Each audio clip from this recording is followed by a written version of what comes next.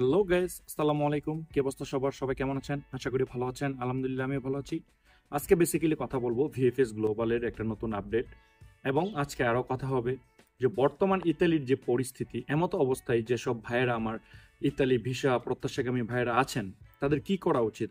I mean 18 তারিখে তারা তাদের কার্যক্রমগুলো চালু করবে, বাট আমি মনে করি আন্দোলন করার জন্য এখনই একটা মোক্ষম সময়। আজকে ভিডিওতে আমি এটা আপনাদেরকে ক্লিয়ার করব। বাংলাদেশের বিভিন্ন ইউটিউবার বিভিন্ন ধরনের কথা বলতেছে যে আন্দোলন করলে আমাদের প্রবলেম হবে। কেউ আবার বলতেছে যে 2024 সালে এবং 23 সালে সব কাগজ ওঠা শেষ হয়ে গেছে। এক কথায় ইতালির বর্তমান যে অবস্থা এবং ইতালি ভিসার যে বর্তমান অবস্থা, সেই সব বিষয় নিয়ে আজকে আমি কথা বলবো। সো ভিউয়ার্স, আজকের ভিডিওটি অনেক গুরুত্বপূর্ণ হতে যাচ্ছে। আশা করি ভিডিওটি সম্পূর্ণ দেখলে আপনি অনেক কিছু জানতে পারবেন, বুঝতে পারবেন। তার আগে ছোট্ট একটা রিকোয়েস্ট, আপনি যদি আমাদের চ্যানেল নতুন হয়ে থাকেন তাহলে অবশ্যই চ্যানেলটিকে সাবস্ক্রাইব করে দিবেন এবং পাশে আসা বেল আইকনটি চেপে দিবেন। আর যদি অলরেডি সাবস্ক্রাইব করে থাকেন, thanks a lot. So let's get start the video.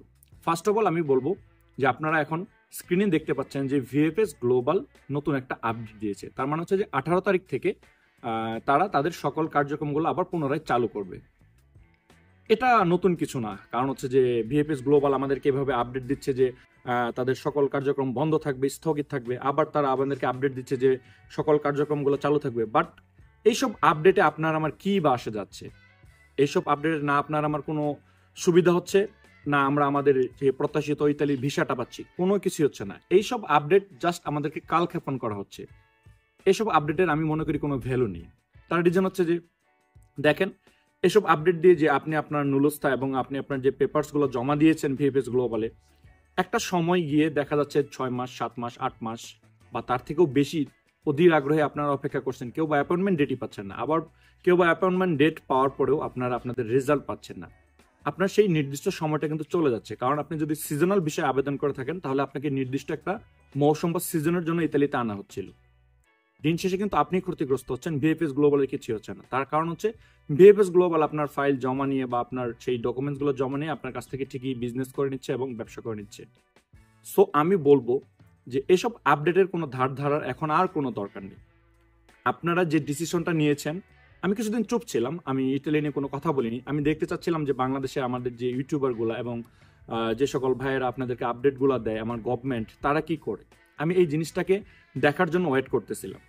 So এখন মক্ষম সময় হচ্ছে আপনার আন্দোলন করার। এ বিষয়ে আমি একটু পরে কথা বলতেছি, তার আগে এই যে আপডেটটা এটা ক্লিয়ার করি। এক কথায় বলে দিব, বিভিন্ন ইউটিউবার বিভিন্ন ধরনের কথা বলতেছে যে আন্দোলন করতে গেলে আপনাদের প্রবলেম হবে, এবং তারা যেহেতু এই আপডেটটা দিয়েছে তারা সকল কার্যক্রমগুলো চালু করবে। ভাই, চালু করলেও কোনো লাভ নেই।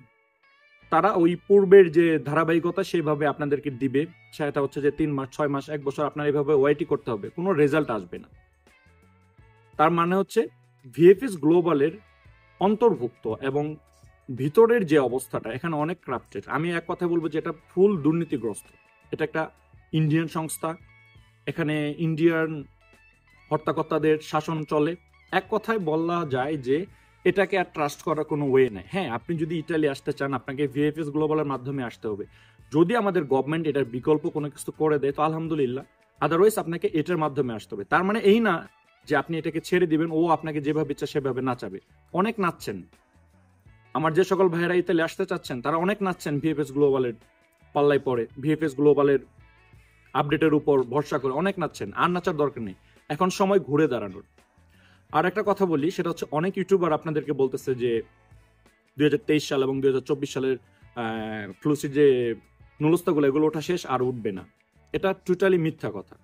এই কথাগুলো তারা আপনাদেরকে এই জন্যই বলতেছে যে যে সকল ভাইয়েরা আমার আপনারা অধীর আগ্রহে বসে আছেন এখনো নুলস্তার জন্য, রিসেন্টলি একটা সরগম চলতেছে বাংলাদেশে যে তারা আন্দোলন করবে, এই জিনিসটাকে দাবিয়ে রাখার জন্য এই সকল ইউটিউবারগুলো আপনাদেরকে এসব বিভ্রান্তিকর তথ্য ছড়াচ্ছে। না ভাইয়া, ডকুমেন্টস উঠতেছে, নুলস্থা উঠতেছে, ইনশাল্লাহ আপনি ধৈর্য ধরেন, উঠবে। আর যার মাধ্যমে আপনি আবেদন করেছেন তার সঙ্গে ভালো একটা লিঙ্ক আপ রাখেন, ইনশাল্লাহ আপনার উঠবে।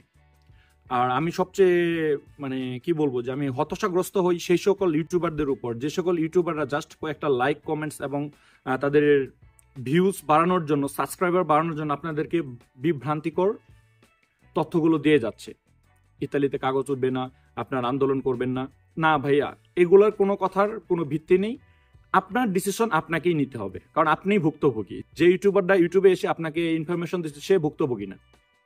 এখন সময় হচ্ছে, যেহেতু নতুন গভর্নমেন্ট, এবং আমরা অনেকেই বলি যে আমরা দেশটাকে নতুন করে স্বাধীন করেছি, আমাদের ছাত্র ভাইদের সংগ্রামে আমরা নতুন একটা দেশ পেয়েছি, আমাদেরও অনেক কিছু দেখার আছে যে এই গভর্নমেন্ট আমাদেরকে কি দেয়। ইটালির যে বিষয়টা, সেটা আর আপনার আমার যে ঘরের যে প্রবলেম, গৃহবন্দী নেই, এটা একটা জাতীয় প্রবলেম হয়ে দাঁড়িয়েছে।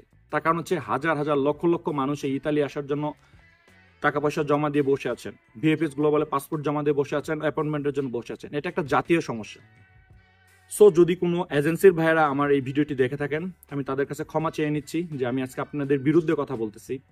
আর যদি কোনো গভর্নমেন্ট ইস্যুকৃত লোক আমার এই ভিডিওটি দেখে থাকেন, তাহলে তাদের প্রতি অনুরোধ রইল যে এটার একটা সলিউশন নিয়ে আসে। সো এবার কথা বলা যাক যে আন্দোলন করাটা আপনার কতটুকু যৌক্তিকতা। সো এ বিষয়ে আসার আগে ছোট্ট একটা রিকোয়েস্ট, ভিডিওটা যদি ভালো লেগে থাকে এবং ইনফরমেটিভ মনে হয়, তাহলে অবশ্যই লাইক, কমেন্ট এবং শেয়ার করবেন। অ্যাটলিস্ট আমাকে সাপোর্ট করার জন্য হলো আমার চ্যানেলটাকে সাবস্ক্রাইব করে রাখবেন। তো চলুন এবার কথা বলা যে আন্দোলন করলে আপনাদের কতটুকু লাভ হতে পারে বা এটা আদৌ যৌক্তিক কি না। আমি এক কথায় বলবো, এখন মোক্ষম সময়, এটার যুক্তি অবশ্যই রয়েছে। আপনারা আন্দোলন করেন এবং সঙ্গে পারলে আমার যে ছাত্র ভাইয়েরা আমার দেশটাকে নতুন করে স্বাধীন করছে, আপনারা তাদেরও সহায়তা নেন। অনেক ইউটিউবার এসে ভয়ভীতি দেখাচ্ছে যে আপনারা যদি আন্দোলন করেন, দেখা যাচ্ছে তারা কোনো আইনি ব্যবস্থা নিবে, তারা সেনাবাহিনীকে কল করবে, একসেক্ট। আমি তো দেখে যাচ্ছি এইসবের কোনোই ভিত্তি নেই। এটা আপনার মানব অধিকার, এখানে মানব অধিকার লঙ্ঘন করা হচ্ছে। আপনার পাসপোর্ট নিয়ে, আপনার ইতালির ভিসা নিয়ে এখানে গেম খেলা হচ্ছে, এখানে বিজনেস করা হচ্ছে। আমি বলবো আপনারা আন্দোলনে ঝাঁপিয়ে পড়েন, সবাই এক হয়ে, সেটা ভিএফএস গ্লোবালের সামনে হোক বা ইতালি এম্বাসির সামনে হোক বা পররাষ্ট্র মন্ত্রণালয়ের সামনে হোক, যেখানেই হোক না কেন আপনারা আন্দোলন করেন, সাথে ফেস্টুন নেন, প্লে কার্ড লিখেন, আপনারা আন্দোলন করেন। আন্দোলন ছাড়া এখন আর কোনো ওয়ে নাই। তার কারণ হচ্ছে যে আমরা অনেক বসেছিলাম, আর বসে থাকা যাচ্ছে না। কারণ ইটালি নিয়ে বাংলাদেশে বড় একটা সংখ্যক মানুষজন বিজনেস করতেছে। ইটালিয়ান গভর্নমেন্ট পার্লামেন্টে বসে বলতেছে বাংলাদেশে নুলস্তার কেনা বেচা হয়। সব দোষগুলো শুধু বাংলাদেশিদেরই দিচ্ছে। ভিএফএস গ্লোবালের যে দুর্নীতি এবং বড় বড় যে সংস্থাগুলো এর পিছনে কাজ করতেছে, এদের দুর্নীতিগুলাকে কেউ তুলে ধরতেছে না। ওই ইটালির মেলোনি সরকার শুধু জানতেছে বাংলাদেশের মানুষই ক্রাফটেড, বাংলাদেশের মানুষই দুর্নীতিগ্রস্ত, তারাই দুর্নীতি করতেছে, তারা ফেক নুলস্তার বিজনেস করতেছে। বাট এখানে যে ভিএফএস গ্লোবাল এবং যে ইটালিয়ান কার্যক্রমগুলো হচ্ছে, সেখানেও যে দুর্নীতি চলতেছে, এটা সে জানতেছে না। এবার সময় আসছে জানানোর। আমি আপনাদেরকে অনুরোধ করব, যে সকল ভাইয়েরা ইটালির জন্য বসে আছেন বা আপনারা আবেদন করবেন ভাবতেছেন, বা আপনারা আবেদন করে বসে আছেন, বা নুলস্তা পেয়ে বসে আছেন, বা নুলস্তা পান নাই, সব মানুষ এক হন, এক হয়ে আপনারা আন্দোলন শুরু করেন। আন্দোলন ছাড়া কোনো ওয়ে নাই। তো চলুন এবার কথা বলা যাক যে কিছু সতর্কতা যে বিষয়টা আপনার মাথায় রাখতে হবে। সেটা হচ্ছে যে দেখেন, আপনি যদি এই আন্দোলনটাকে সুষ্ঠুভাবে করতে পারেন, আলহামদুলিল্লাহ আপনি আন্দোলন করেন। এবং আমার করতর অনুরোধ এবং একদম মানে হার্ডলি, যেটাকে বলে একদম মানে আমি ভাষায় কিভাবে বলবো, কারণ হচ্ছে যে আমি ক্ষতিগ্রস্ত হচ্ছি, আপনি ক্ষতিগ্রস্ত হচ্ছেন, অন্য মানুষ হচ্ছে না। যে সকল ইউটিউবাররা আপনাদেরকে এই আপডেটগুলো দিচ্ছে, সে কোনো ক্ষতিগ্রস্ত হচ্ছে না। সে আপনার একটা কমেন্টসের উত্তর দেওয়ার সময় রাখে না।